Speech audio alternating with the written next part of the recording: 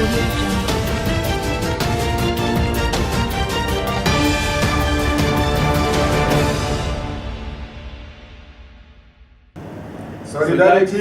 forever. Solidarity forever.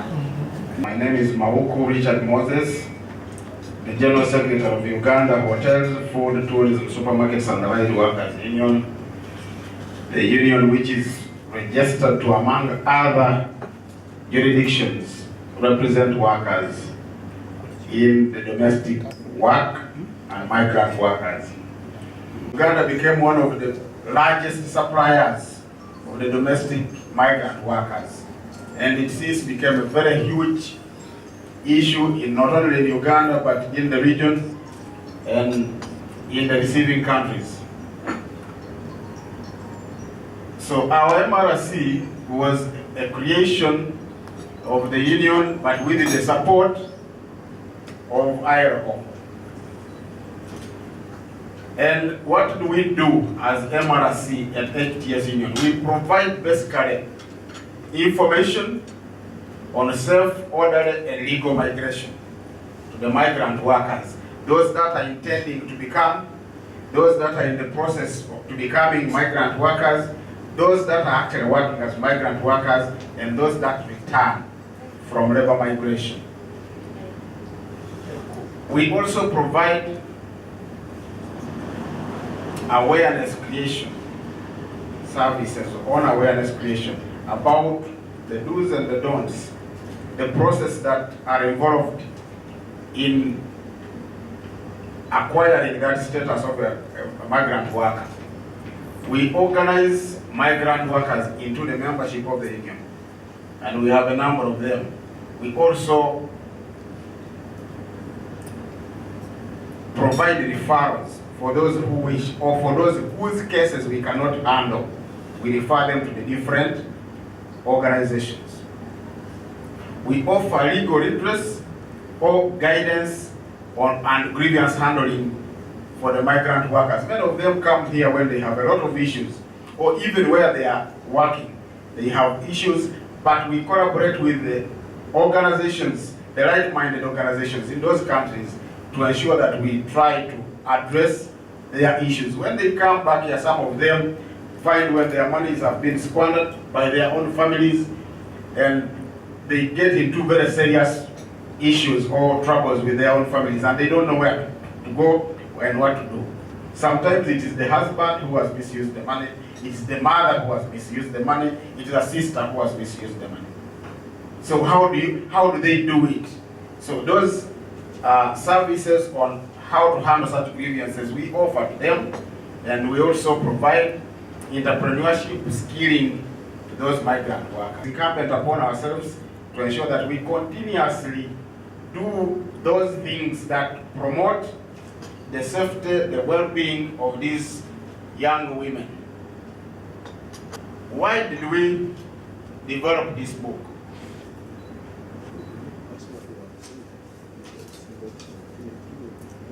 All of us are aware that there are enormous irregularities and unsafe migration methods and or processes that in most cases attribute to poor terms and conditions of work, the suffering, and all forms of mistreatment that is mooted to the migrant workers. Under the circumstances, HTS Union, as a representative union in the sector, chose to start an MRC that was supported by ILO, and in addition, the union also decided to develop different pieces of literature on domestic migrant workers as a way to control and mitigate the effects and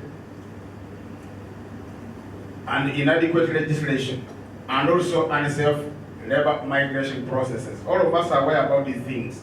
We have been thinking about problems of migrant workers up to now. Honorable Dr. Jakatonde, we don't have a law. Probably most of you are actually the members of Stewart.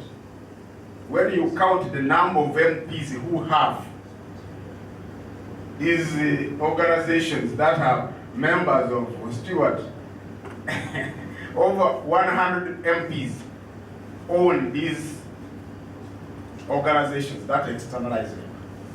So they have either by choice refused to legislate. And in addition, we also have domestic workers in Uganda. But we don't have a law that governs their relationship with us who are their employers. But we keep talking about them. We have a pending ILO Convention 189 on domestic workers. Up to now, it has not been ratified. It's about now 5 years since it was adopted in ILO. Then HTS approached us again and said, we do want to help migrant domestic workers or migrant workers in general, because as much as the majority of migrant workers is actually employed in domestic works, it's not all of them, but most of them. As much as most of them are women, but not all of them, and as most of them are young women, but not all of them. So we decided to establish a handbook again, this time for migrant workers, and we have produced it again because we want to make information accessible. It's not that the information is not there, but the question is, do migrant workers have access to that information? So we have a small booklet that is easy to carry around, and it is printed in 4 local languages: Ateso, Acholi, Onyankole, and Luganda, apart from our principal English version. Let me say 2 other words here. Number 1, it is good that migrant workers are represented in HTS, and I'm very happy that you have this abbreviation, this shortcut of HTS, because the Uganda Hotel, Food, Tourism, Supermarkets and Allied Workers Union is probably the longest name I've ever heard of any trade union, but it's manageable, so HTS is our partner. It's good that we have this in Uganda for those who want to migrate. But let me remind you that it's not so easy in the recipient countries. In most of the Gulf countries, trade unions are either non-existent or very limited in their mandate. I have worked for 9 years in the country of Lebanon, and in Lebanon, for instance, migrant workers are not allowed to be members of a union at all. So the more important it is, the moment people go abroad, that they have the information that they need, that they know where to go, where to voice their grievances, and where to get assistance. When we first presented the book a couple of weeks, even months ago, it was the very day when the BBC broadcast a documentary about Ugandan women in Dubai. I'm sure that many of you have seen this disturbing documentation and seen what can actually happen to migrant workers. It's not the rule, but we want to avoid the exception to the rule. Let's try with this launch of the Migrant Workers Handbook to make sure that these rules are accepted and that the rights are taken into account. I'm honestly pleased to be part of this engagement when we are launching a very important aspect, the handbook. But if I diverge into the details, thank you so much for this considering to sponsor this very important aspect. And I would like to mention that how I wish can also be done into a number of languages so that our people can know what it entails in this. But I think what's important is that this regulation invites that at least to look at management of the regionalization in Uganda, how we should establish the technical committee, the relevant agencies. By last year, we had over 276 agencies. And by now I think they're almost doubling. So regulation of these agencies is very important, and I think this handbook one of the issues. Then when we look at bilateral agreements, what is it that we require to incorporate?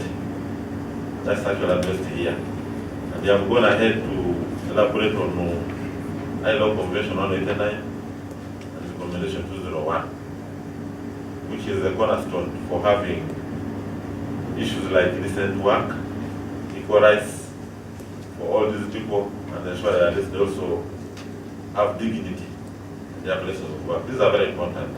So we shall work hand in hand and ensure that all these issues are cascaded, and shall urge government, specifically the of gender, to incorporate these aspects, the bilaterals, such that at least they operationalize fully, and to ensure that at least we move in tandem. My name is Hilda Nakagga. I head the Industrial Relations Unit at the Ministry of Gender, Labour and Social Development. Ladies and gentlemen, the Ministry's mandate is very clear. This is to promote orderly labour migration, safeguard migrant workers, and ensure fair and decent conditions of work. So we know that this handbook is directly going to complement the ongoing government efforts, such as strengthening the labour externalization framework, finalizing regulations and the Employment Act that will be very important for the migrant workers, as well as enhancing labour inspections and deepening collaboration with unions, as well as development partners on rights-based labour migration. We encourage all other stakeholders to maintain such constructive engagements on matters related to the terms and conditions of employment. I further appreciate the union for their consistent collaboration with government and other tripartite institutions that we have seen. We have the FUE here present in advancing decent work agenda of this country. On behalf of the ministry, once again, I congratulate you on this significant achievement and inform you that the ministry remains committed to sustained cooperation in promoting safe labour migration and decent work for all. I was supposed to wish you a successful event, but now that it's completed, I want to thank you for God and my country.